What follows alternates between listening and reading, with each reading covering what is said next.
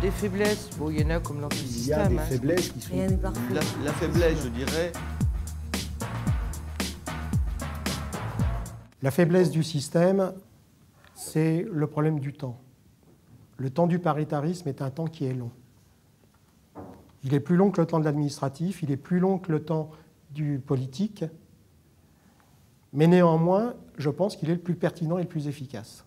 Les inconvénients, les faiblesses du système, c'est quelquefois des freins, quelquefois des lenteurs dans les prises de décision qui sont inhérentes à cette faculté de trouver une réponse collective. Les syndicats de salariés peuvent avoir quelques réticences par rapport à l'utilisation des fonds qui sont collectés justement dans les entreprises. Aujourd'hui, quelqu'un qui veut se former peut, à condition d'en avoir un peu de connaissances ou d'être bien orienté, se former tout au long de la vie. Je veux dire, l'expression la formation professionnelle de tout au long de la vie, c'est une expression qui a un sens aujourd'hui. Et ça, tout ça, c'est grâce à une gestion paritaire, à une négociation paritaire. C'est un effort collectif que l'on a fait. Bon, le seul problème, c'est qu'effectivement, et je le reconnais, c'est là le défaut de la cuirasse, c'est qu'on arrivait à un système très complexe et donc mal perçu. On n'a pas toujours des représentants qui ont la conscience nécessaire, la compétence, la conscience nécessaire, si vous voulez, pour arriver à un accord. Et surtout, on a souvent des représentants qui veulent s'immiscer dans la gestion courante. Des toutes petites professions comme les nôtres, qui sont des petites niches, c'est le cas de dire pour les vétérinaires, c'est la méconnaissance peut-être vraiment précise de notre profession. Ce qui fait qu'on peut avoir des représentants, mais qui ne connaissent pas exactement, qui ne sont pas toujours issus de notre branche professionnelle. On a des difficultés à trouver des représentants syndicaux. On a des difficultés aussi de retrouver des représentants employeurs qui ont du temps, quoi, parce que après, à partir d'un moment, dans notre branche, c'est vrai que nos administrateurs sont aux 3/4 à la retraite. Donc après, je pense qu'on est aussi déconnecté du milieu professionnel. Les organismes dans lesquels s'applique ce paritarisme, que sont les OPCA par exemple, eh bien, ce sont des grosses structures. Et dans toutes les structures, il y a les techniques et les politiques. Et qui prend le pouvoir ?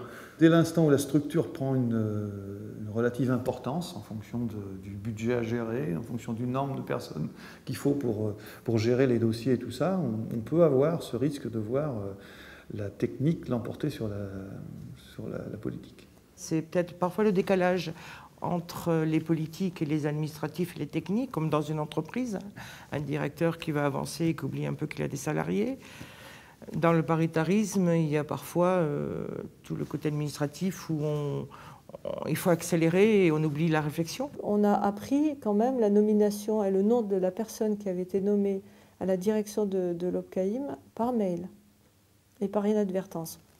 Donc ça, c'est absolument pour moi inacceptable. Et quand je le dis, parce que bien évidemment, je me sens libre de pouvoir exprimer ce que j'ai envie d'exprimer au sein de ces instances paritaires, tout de même. On me dit, mais finalement, on avait accepté cette méthode et il était bien entendu entre nous que cette méthode était acceptée. Donc voilà, ça c'est un dysfonctionnement, mais c'est majeur. La vraie faiblesse du paritarisme, c'est de ne pas être connu, quoi. Pas être connu en tout cas des salariés. Je pense que peu de gens savent que dans certains conseils d'administration, par exemple au FONGECIF, on prend des décisions avec des priorités qui justement sélectionnent à un moment donné l'accès aux congés annuels de formation. Et je pense que peu savent que c'est deux collèges, un collège des employeurs et un collège des salariés, qui prennent ces décisions.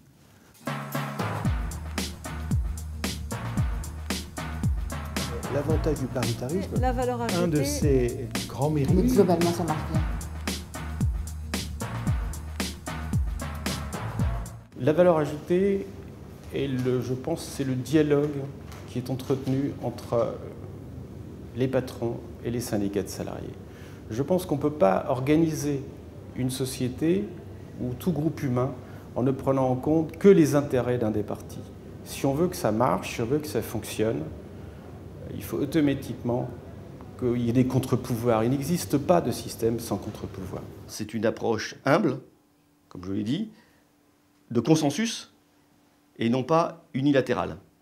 Donc on est obligé de discuter, on est obligé de partager, et je pense que globalement ce qui en sort, les conclusions sont des conclusions qui sont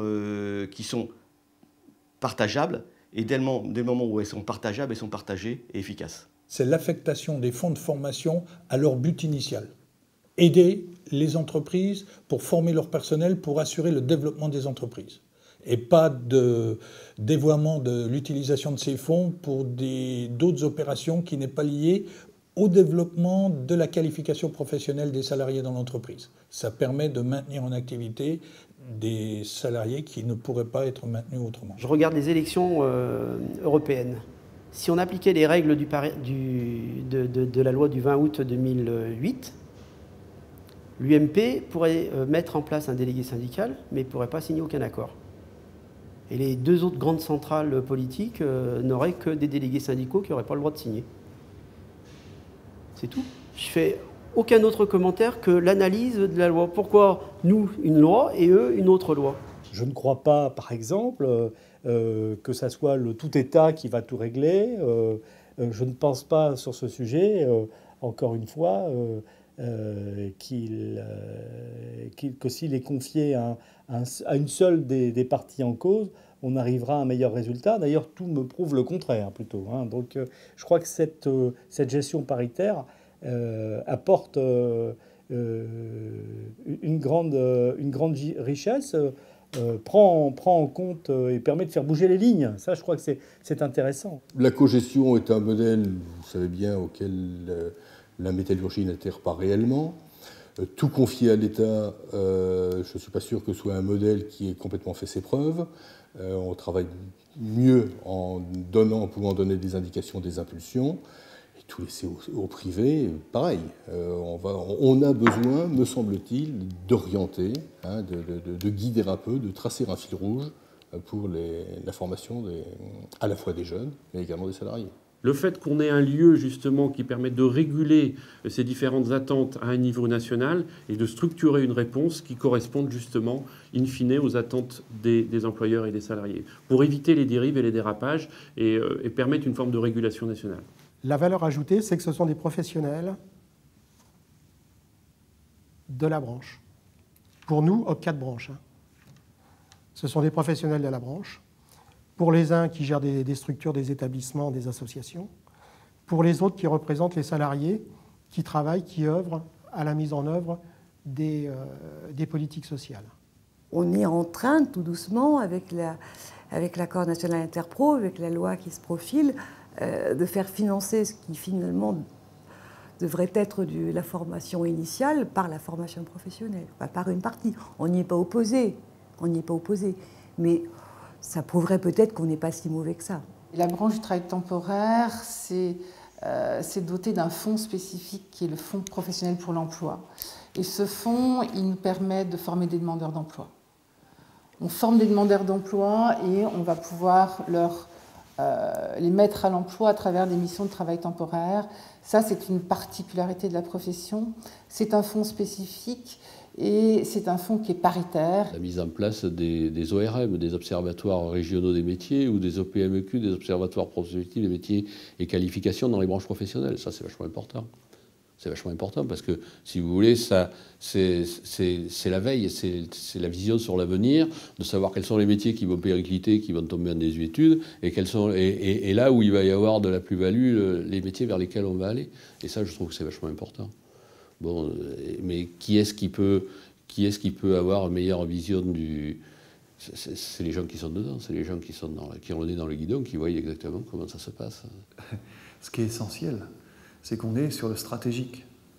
On est sur la stratégie de développement. On est sur la nécessité d'anticiper. On est obligé d'éclairer avec des négociations sur la GPEC, avec un ANI sur la GPEC en novembre 2008, et puis le décret qui vient de sortir du 20 mai, là, qui oblige, où le gouvernement oblige sous faute de pénalité les entreprises à négocier pour vraiment éclairer les enjeux, parce qu'aujourd'hui, personne n'est conscient